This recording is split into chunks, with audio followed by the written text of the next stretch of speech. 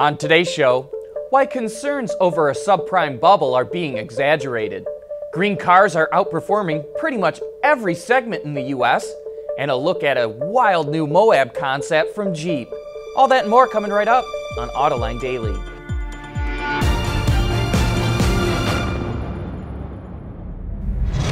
This is Autoline Daily, the show for enthusiasts of the automotive industry.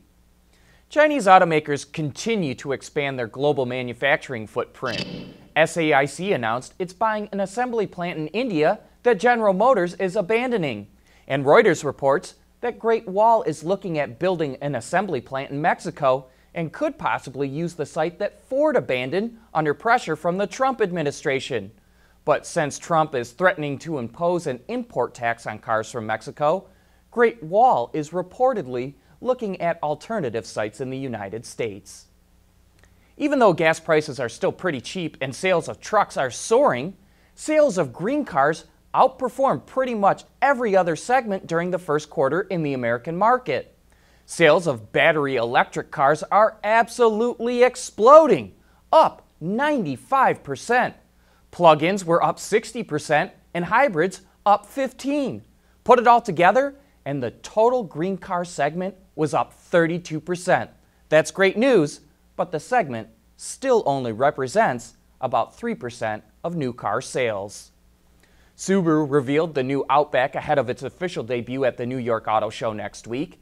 As you can see, the styling has been updated in both the front and the rear. The interior also features new materials and a redesigned center console.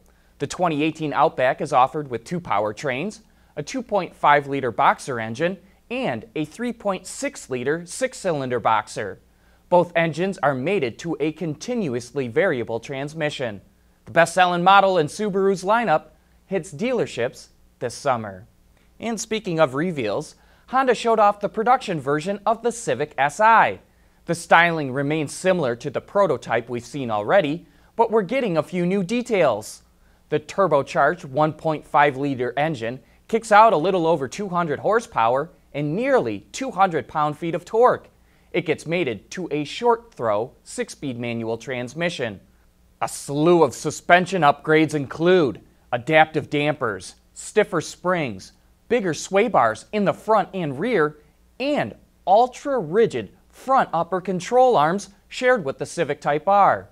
The Civic Si sedan and coupe go on sale next month with a price in the mid-$20,000 range. Still to come, why concerns over a subprime car loan bubble are being overblown. Autoline Daily is brought to you by Bridgestone Tires, your journey, our passion. Dow Automotive Systems, advanced materials that deliver better results. Lear, a global leader in automotive seating and electrical systems. And by Borg Warner, propulsion solutions that support a clean, energy-efficient world.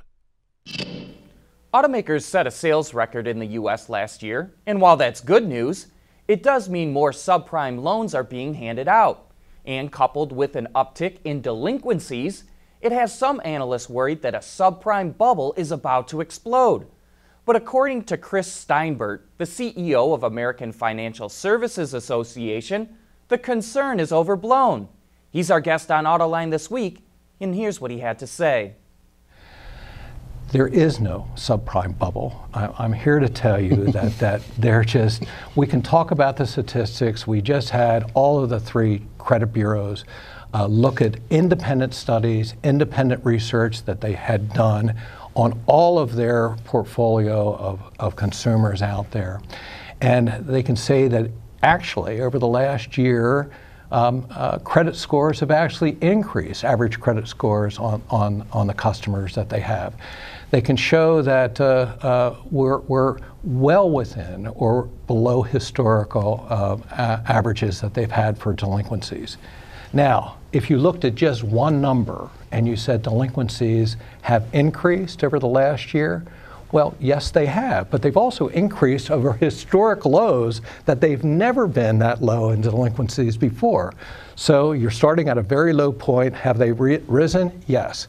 Have they risen as far as the total portfolio? No. If you look at the percentage of delinquencies against the total portfolio, it looks pretty positive.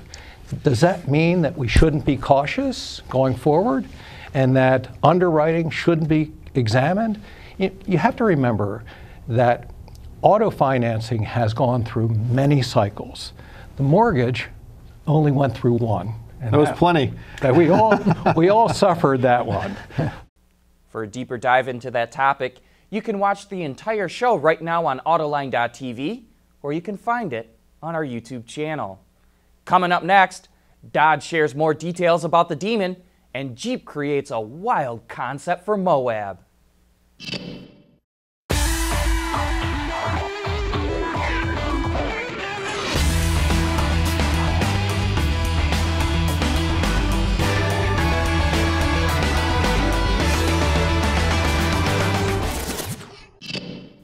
The Dodge Demon is meant to be a monster on both the street and the strip, and here's some more of its secrets. It's going to come with 2 fuel pumps, compared to the Hellcat's 1, larger fuel injectors, a new switch bank for the center stack, and 2 powertrain control modules. If the last 2 have you wondering, the Demon can run on either 100 plus octane or 91 octane fuel. It leaves the factory with a PCM configured for premium unleaded pump gas, but you can switch over to the recalibrated PCM. The new switch bank has a button for changing over to the high octane setting. And now that we've learned all about the Demon, it is finally going to make its debut next week at the New York Auto Show. And in other FCA news, every year Jeep and Mopar take a handful of concepts to the Easter Jeep Safari in Moab, Utah. We got a chance to check out this year's crop, and here's one that is guaranteed to turn heads. They call this the Quicksand. Obviously, it's their take on a sand car, but it's got hot rod just written all over it. They say you want to be going fast and looking good while doing it, and if you don't think you look good going fast in this thing, man, there's got to be some problems. But they've chopped the top on this. It was a 2-door Rubicon as it started out life. 32-inch tires in the front, 37 in the back. Gives you that nice raked forward kind of look. They've got the little tin can up front here, but there is actually a winch housed inside of there. Look at the intakes on this thing. Looks like an old Ford race engine or something like that. It's actually a 392 Hemi sitting under there. You got the side pipes kicking straight out if you want. It actually does have a full exhaust system on it, but you got the electronic exhaust cutouts on the side. And damn, when this thing starts up, does it sound good.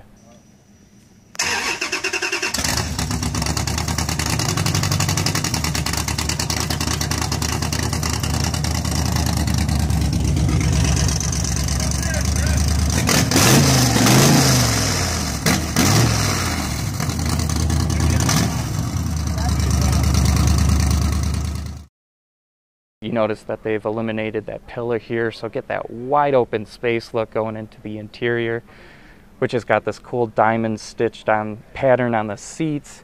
You'll notice a bunch of brushed aluminum pieces on the dash as well, and even got a little car mounted in the shift knob there, kind of cool. You notice a fuel cell out back. There are 2 filler necks on this thing. As they jokingly said, you suck through the gas on this thing, and I can believe that for sure. Really just kind of cool suspension setup in the rear there, and you'll even notice some integrated tail lights as well. Just a really, really cool looking concept that they're gonna have. They've always got one that just kind of steals the show, and you're definitely looking at it right here.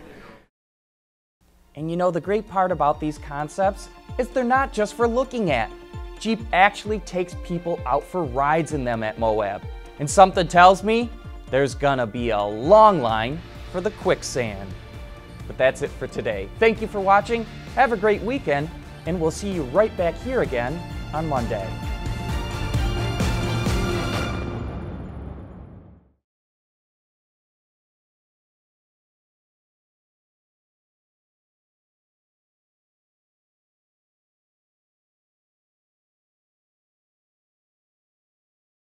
Ward's is the industry leader for news, data, and analysis. That's why companies across the globe subscribe to our premium service, maybe even your own. Log in for subscriber access now, check your company's intranet for details, and rely on wardsauto.com to keep you informed.